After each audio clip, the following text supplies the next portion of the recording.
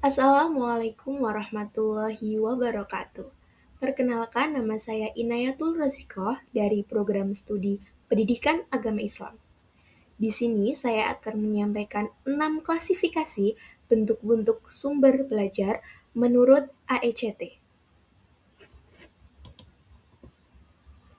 AECT atau Association for Educational Communication and Technology merupakan sebuah organisasi yang mengklasifikasikan sumber belajar menjadi 6 bentuk utama.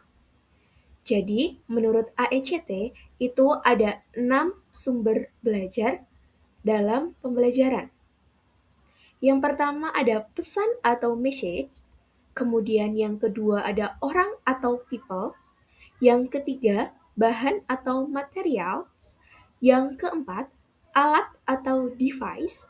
Yang kelima, teknik. Dan yang keenam, lingkungan atau setting. Mari kita bahas satu persatu. Yang pertama, pesan atau message. Jadi, pesan itu merupakan informasi yang disampaikan saat proses pembelajaran berlangsung. Informasi itu bisa disampaikan secara langsung maupun tidak langsung. Bentuk-bentuk pesan secara teks itu bisa berupa buku, artikel, maupun modul. Kemudian, pesan dalam bentuk suara itu bisa rekaman audio atau podcast. Kemudian, pesan dalam bentuk gambar itu bisa ilustrasi, foto, dan infografis. Pesan melalui video itu bisa merupakan tutorial ataupun dokumenter. Jadi, pesan itu merupakan inti dari sebuah komunikasi pembelajaran yang menghubungkan antara pengajar dan peserta didik. Yang selanjutnya ada orang atau people. Orang atau people itu merupakan manusia itu berperan baik secara langsung maupun tidak langsung dalam proses pembelajaran. Jadi, orang itu bisa menjadi sumber inspirasi, informasi, dan bimbingan yang sangat berharga untuk pengalaman belajar siswa. Contoh dari orang yaitu guru, teman sebaya, narasumber ahli, mentor, tutor, dan orang tua. Jadi, orang itu bisa memberikan semua pelajaran itu bukan hanya di buku saja, tapi bisa melalui orang atau people. Yang selanjutnya itu ada bahan atau materials. Jadi, bahan itu merupakan media pembelajaran fisik yang mendukung proses belajar mengajar secara berlangsung.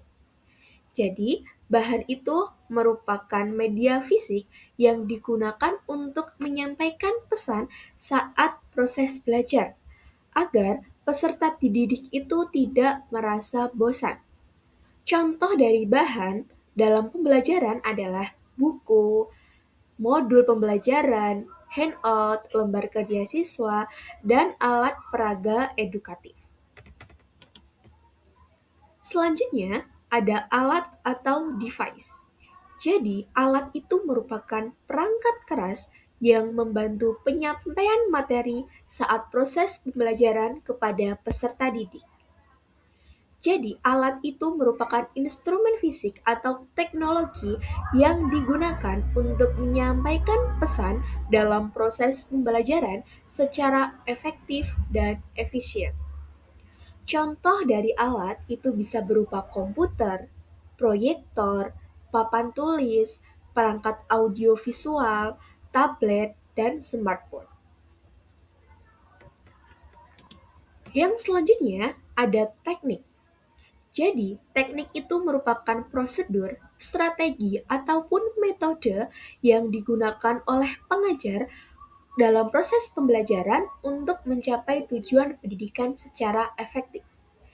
Jadi, teknik itu lebih ke metode yang digunakan oleh pengajar untuk pembelajaran agar peserta didik itu bisa paham apa yang disampaikan dan peserta didik itu tidak merasa bosan. Contohnya seperti diskusi kelompok, tanya jawab, simulasi, demonstrasi atau bermain role playing, dan bisa project based learning atau pembelajaran berbasis project. Yang terakhir, ada lingkungan atau settings.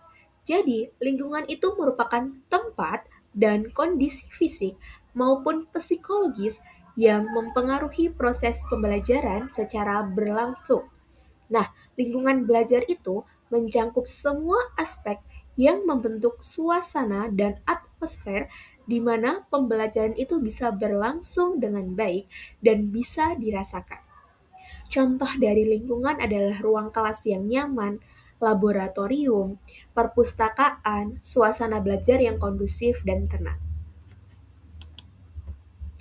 Itu merupakan keenam klasifikasi sumber belajar menurut AECT. Jadi, pemahaman dan pemanfaatan optimal setiap klasifikasi akan meningkatkan kualitas dan efektivitas dalam proses pembelajaran. Sekian dari saya, ada kurang dan lebihnya saya mohon maaf. Semoga bermanfaat. Wassalamualaikum warahmatullahi wabarakatuh.